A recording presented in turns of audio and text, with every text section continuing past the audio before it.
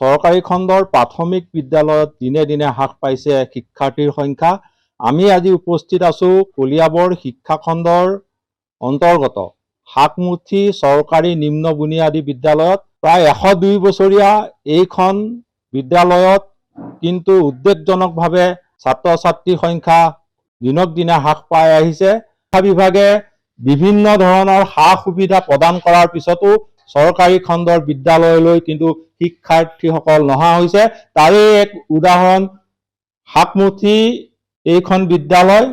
এই বিদ্যালয়ত পৰ্যাপ্ত আন্তঃগাঁথনি থকাৰ পিছতো কিন্তু ছাত্ৰ ছাত্ৰী বা শিক্ষাৰ্থীৰ সংখ্যা দিনক দিনে হ্ৰাস পাইছে।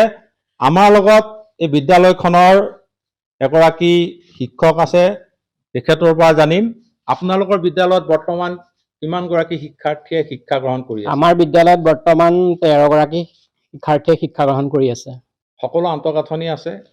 আমাৰ বিদ্যালয়ত যথেষ্ট পৰিমাণে আন্তঃগাঁথনি আছে, তথাপিও আমাৰ বিদ্যালয় গৃহটো মানে জহি খহি গৈছে, আপোনাৰ খুঁটাবিলাক ওলাই গৈছে আৰু বাউণ্ডেৰী ৱালটো বৰ্তমান নাই। গতিকে এইখিনি সুবিধা হ'লে আৰু আমি ছাত্ৰ ছাত্ৰী পাম বুলি আশা কৰিব পাৰোঁ।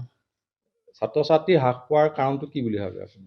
ছাত্ৰ ছাত্ৰী হ্ৰাস পোৱাৰ কাৰণ বুলি ক'বলৈ হ'লে ধৰক এইখন বিদ্যালয় আমাৰ 1922 চনতে প্ৰতিষ্ঠা কৰা হৈছিলে। আজি 102 বছৰ সম্পূৰ্ণ হ'ল।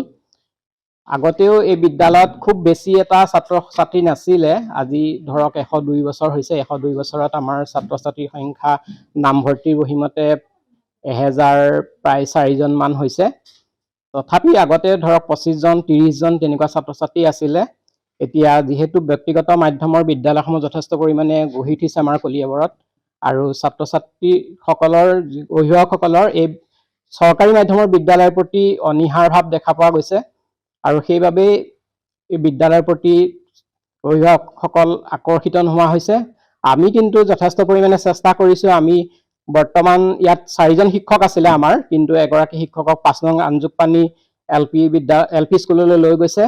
আমি বৰ্তমান 3জন শিক্ষকে শিক্ষকতা কৰি আছোঁ, আৰু আমি প্ৰতিজন ছাত্ৰ ছাত্ৰীকে যথেষ্ট যত্ন লওঁ। প্ৰতিদিনে আমি তেওঁলোকক গৃহকৰ্ম দিওঁ, আৰু বিদ্যালয়ত যিবিলাক আমি শিকাওঁ সেইবিলাক আমি প্ৰতিদিনে বহীত চেক কৰোঁ।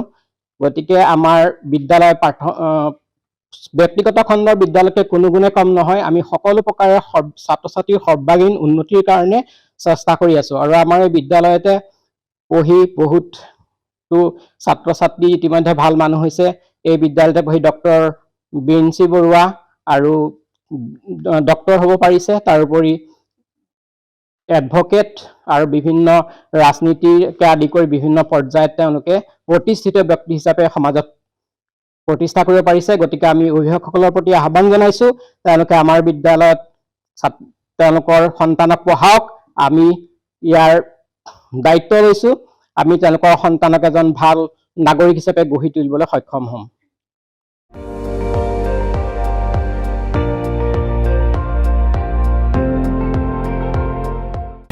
আপুনি চাই আছে ND24, সৰ্বশ্ৰেষ্ঠ নহয় সৰ্বোত্তমৰ দৌৰ।